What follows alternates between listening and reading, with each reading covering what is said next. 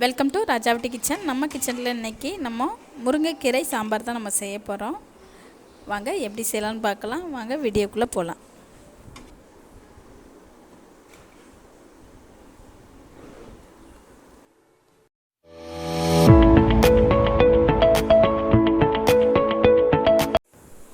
நம்ம முருங்கைக்கீரை சாம்பார் செய்கிறதுக்கு தேவையான அளவு முருங்கைக்கீரை நான் கட் பண்ணி தண்ணியில் போட்டு க்ளீன் பண்ணி எடுத்து வச்சுருக்கிறேன்.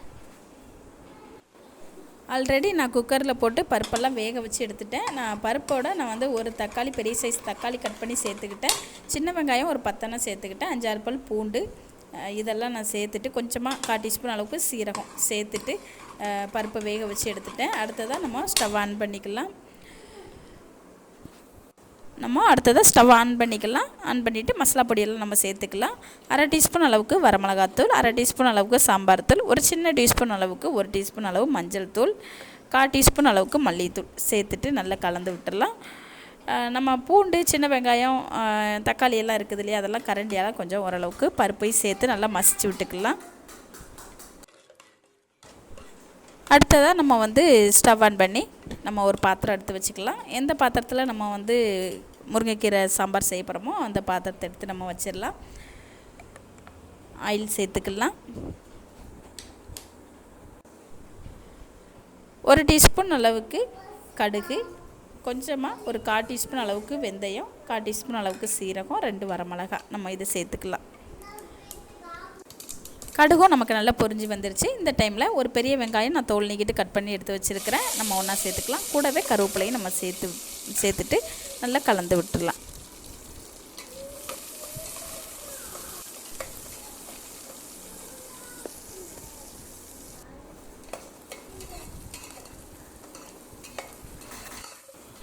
பெருங்காயத்தூள் இந்த டைமில் சேர்க்கணுன்னா சேர்த்துக்கலாம். நான் பருப்போடையே சேர்த்துக்கிட்டேன், அதனால் நான் இப்போ சேர்க்கலை.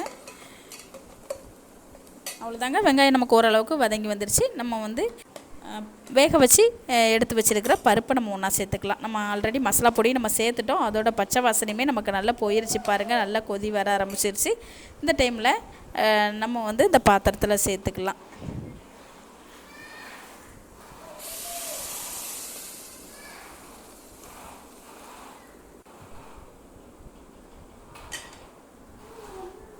கூடவே கொஞ்சமாக நம்ம குக்கரில் தண்ணி விட்டு நம்ம ஒன்றா சேர்த்துக்கலாம்.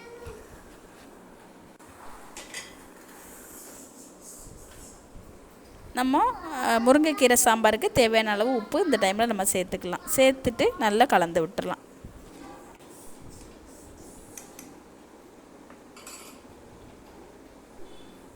பாருங்கள், நல்லா கொதி வர ஆரம்பிச்சிருச்சு. நல்லா ஒரு வாட்டி கலந்து விட்டுடலாம்.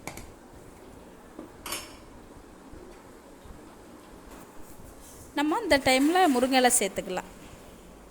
நம்ம தண்ணி விட்டு க்ளீன் பண்ணி எடுத்து வச்சுருக்கிற முருங்கை இலையை நம்ம ஒன்றா சேர்த்துக்கலாம். சேர்த்துட்டு நல்லா கலந்து விட்டுடலாம். நம்ம முருங்கை இலை சேர்த்ததுக்கப்புறம் நம்ம ஒரு 5-6 நிமிஷத்துக்கு நம்ம ஸ்டவ்வை ஆன் பண்ணி வச்சுருந்தா போதும். அப்புறம் நம்ம ஸ்டவ்வை ஆஃப் பண்ணிக்கலாம். அதுக்கு மேலே நம்ம வச்சிட்டோம் அப்படின்னா நமக்கு முருங்கை இலையோட கலரும் மாறிடும், டேஸ்ட்டும் மாறிடும். ஒரு 5-6 நிமிஷத்துக்கு நம்ம ஸ்டவ்வில் வச்சுக்கிட்டோம்னா போதும். மூடி போட்டு வச்சிடலாம். பாருங்கள், நல்லா கொதி வர ஆரம்பிச்சிருச்சு. நல்லா ஒரு வாட்டி கலந்து விட்டுடலாம்.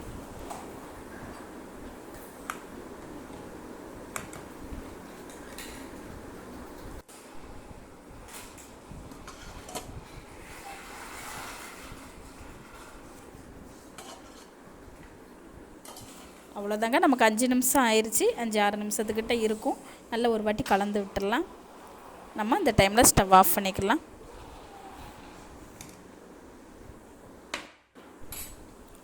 அவ்வளோதாங்க. சூப்பரான, டேஸ்டியான, ஹெல்த்தியான நமக்கு முருங்கைக்கீரை சாம்பார் சூப்பராக நமக்கு ரெடி ஆயிடுச்சு.